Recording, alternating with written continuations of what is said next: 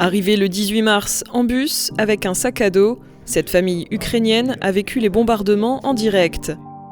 Une grosse partie de leur ville, appelée Borodianka, en Ukraine, a été détruite. Toutefois, leur maison est encore debout.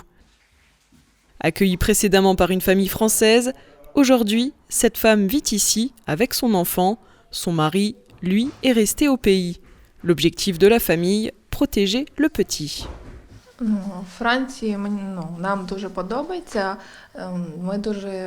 Je suis très reconnaissante parce que j'ai été bien accueillie. Nous sommes logés dans de bonnes conditions. Nous bénéficions de plusieurs aides, telles qu'une carte ADA et une aide alimentaire. Je suis très reconnaissante pour l'aide que nous apporte la France. Actuellement, l'armée n'hésite pas à tirer sur les civils et sur les véhicules tentant de fuir le pays. Cette situation ne favorise pas du tout le retour de ces familles ukrainiennes dans leur pays d'origine. Donc l'école, ça va. Au début, c'était dur, je n'aimais pas trop. Mais là, franchement, tout va bien. Mais je préfère quand même mon école et ma classe en Ukraine.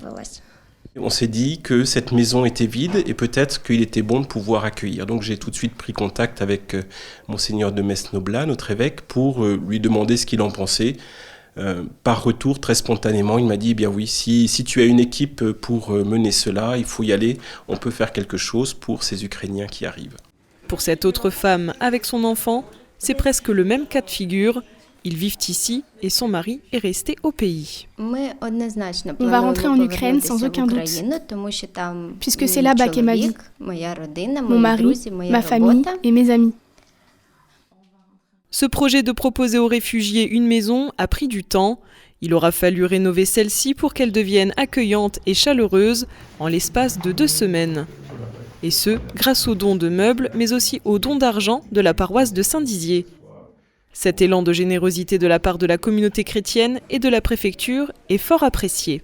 Alors la suite, c'est là où c'est une grande aventure que nous vivons avec nos amis, parce que malheureusement, on ne sait pas jusqu'à quand nous maintiendrons cet accueil. Nous espérons pouvoir le tenir tant que ces familles en auront besoin. Cette maison divisée en 2 appartements de 3 pièces héberge donc ces 2 familles gratuitement. Depuis le début du conflit, plus de 5 millions d'Ukrainiens ont fui leur pays en guerre vers des pays européens.